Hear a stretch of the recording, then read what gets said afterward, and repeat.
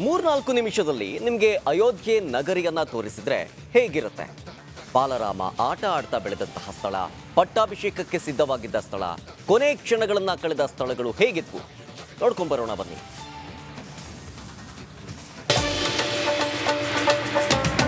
ಸರಯೂ ನದಿ. ಈ ಸರಯೂ ನದಿಯ ದಂಡೆಯ ಮೇಲೇನೆ ನಿರ್ಮಾಣವಾಗಿದೆ ಅಯೋಧ್ಯ ನಗರಿ. ರಾಮಾಯಣದ ಇತಿಹಾಸವನ್ನ ಹಾಗೆ ಪುರಾಣಗಳ ಪುಟಗಳನ್ನು ತಿರುವಿ ನೋಡಿದಾಗ ರಾಮಾಯಣಕ್ಕೂ ಶ್ರೀರಾಮನ ಜನ್ಮಕ್ಕೂ ಹಾಗೆ ಆತನ ಜೀವಿತಾವಧಿಗೂ ಈ ಸರಯೂ ನದಿಗೂ ಅವಿನಾಭಾವ ಸಂಬಂಧ. ಈ ಸರಯೂ ನದಿಯ ದಂಡೆ ಮೇಲೇನೆ ಅನತಿ ದೂರದಲ್ಲೇನೆ ಇರೋದು ರಾಮ ಜನ್ಮಭೂಮಿಯ ಭವ್ಯವಾದ ಮಂದಿರ.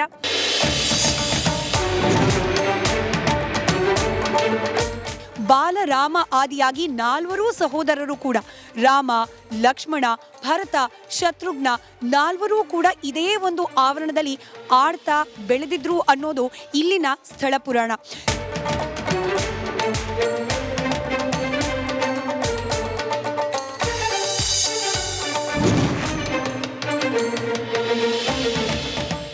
ಬಾಲ ಮೂರ್ತಿಗಳನ್ನ ಇಲ್ಲಿ ಪ್ರತಿಷ್ಠಾಪನೆ ಮಾಡಲಾಗಿದೆ. ಈಗ ದೃಶ್ಯದಲ್ಲಿ ಗಮನಿಸ್ತಾ ಇರೋದು ರಾಮ ಹಾಗೆ ಲಕ್ಷ್ಮಣ, ಭರತ, ಶತ್ರುಘ್ನ ಈ 4 ಸಹೋದರರ ಬಾಲ ಅವಸ್ಥೆಯ ಮೂರ್ತಿಗಳನ್ನು ಇಲ್ಲಿ ಪ್ರತಿಷ್ಠಾಪನೆ ಮಾಡಲಾಗಿದೆ.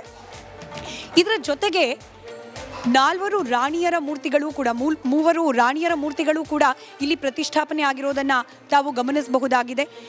ಇಡೀ ದಶರಥ ಮಹಾರಾಜನ ಪರಿವಾರವನ್ನ ಒಂದೇ ಕಡೆಯಲ್ಲಿ ಕಾಣಲಿಕ್ಕೆ ಸಿಗೋದು ಈ ಜಾಗದಲ್ಲಿ ಮಾತ್ರ.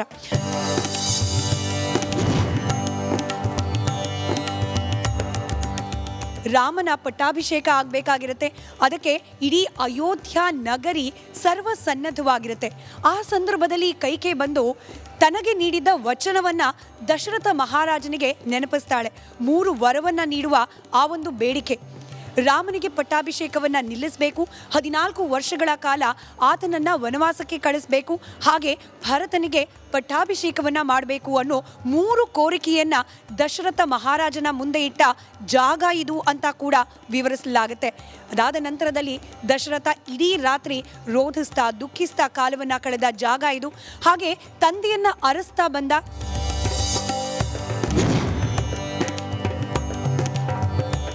ಪ್ರಧಾನಿ ನರೇಂದ್ರ ಮೋದಿ ಅವರಿಂದ ಉದ್ಘಾಟನೆಯಾಗಲಿರುವ ರೈಲ್ವೆ ನಿಲ್ದಾಣ ಇದು.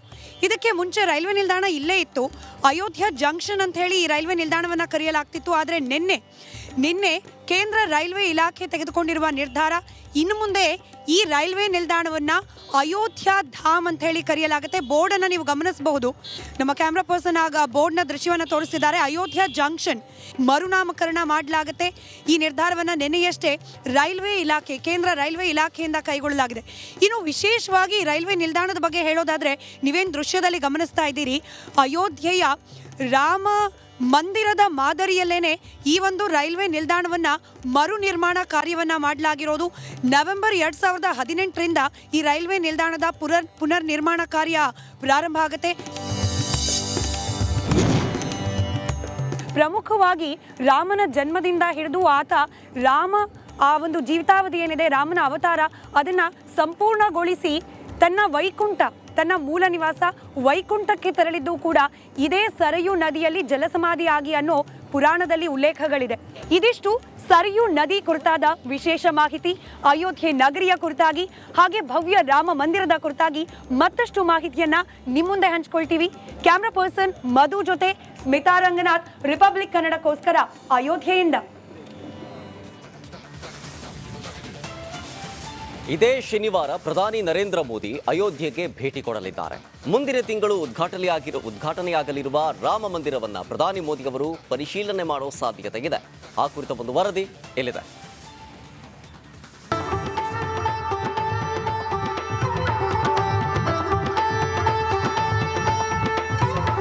ಕೋಟ್ಯಾಂತರ ಹಿಂದೂಗಳ ಕನಸಿನ ರಾಮ ಮಂದಿರ ಉದ್ಘಾಟನೆಗೆ ದಿನಗಣನೆ ಶುರುವಾಗಿದೆ. ಈ ನಡುವೆ ಅಯೋಧ್ಯೆ ರಾಮ ಮಂದಿರ ನಿರ್ಮಾಣ ಕಾರ್ಯ ಭರದಿಂದ ಸಾಗಿದ್ದು, ಇಂದು ರಾಮ ಮಂದಿರ ನಿರ್ಮಾಣ ಸಮಿತಿ ಮುಖ್ಯಸ್ಥ ನೃಪೇಂದ್ರ ಮಿಶ್ರಾ ಮಂದಿರ ನಿರ್ಮಾಣದ ಪ್ರಗತಿ ಪರಿಶೀಲನೆ ನಡೆಸಿದರು.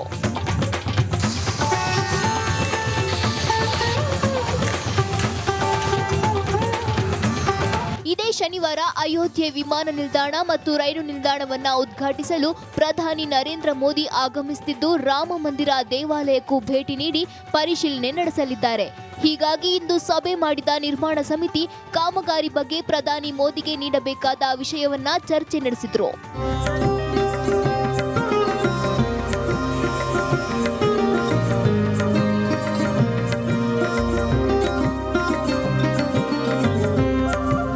ನಿರ್ಮಾಣದ ಇಂಚಿಂಚು ಪರಿಶೀಲನೆ ಮಾಡಲಿರುವ ಮೋದಿ ಮಹಾಮಸ್ತಾಭಿಷೇಕದ ವೇಳೆ ಬಳಸುವ ಶ್ರೀರಾಮನ ವಿಗ್ರಹ, ಮಂದಿರ ನಿರ್ಮಾಣಕ್ಕೆ ಮಾಡಲಾದ ಕಲ್ಲಿನ ಬಗ್ಗೆಯೂ ಮಾಹಿತಿ ಪಡೆಯಲಿದ್ದಾರೆ ಎನ್ನಲಾಗಿದೆ. ಮಂದಿರ ನಿರ್ಮಾಣಕ್ಕೆ ಒಟ್ಟು 21-22 ಲಕ್ಷ ಘನ ಅಡಿ ಕಲ್ಲುಗಳನ್ನು ಬಳಸಲಾಗುತ್ತಿದ್ದು, ಕಳೆದ 100-200 ವರ್ಷಗಳಲ್ಲಿ ಉತ್ತರ ಅಥವಾ ದಕ್ಷಿಣ ಭಾರತದಲ್ಲಿ ಇಷ್ಟು ದೊಡ್ಡ ಕಲ್ಲಿನ ದೇಗುಲ ನಿರ್ಮಿಸಿಲ್ಲ ಎನ್ನಲಾಗಿದೆ.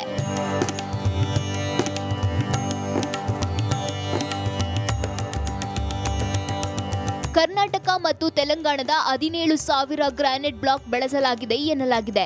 ಮಂದಿರದ ಸ್ತಂಭವನ್ನ 21 ಅಡಿಯ ಭೂಗರ್ಭದಿಂದಲೂ ನಿರ್ಮಾಣ ಮಾಡಲಾಗಿದೆ. 5 ಲಕ್ಷ ಘನ ಅಡಿ ಗುಲಾಬಿ ಬಣ್ಣದ ರಾಜಸ್ಥಾನಿ ಕಲ್ಲನ್ನ ಬಳಸಲಾಗಿದ್ದು, ಗರ್ಭಗುಡಿಯು ಶುದ್ಧ ಬಿಳಿಯ ಮಕ್ರಾನ ಅಮೃತ ಶಿಲೆಯಿಂದ ಮಾಡಲ್ಪಟ್ಟಿದೆ ಎನ್ನಲಾಗಿದೆ.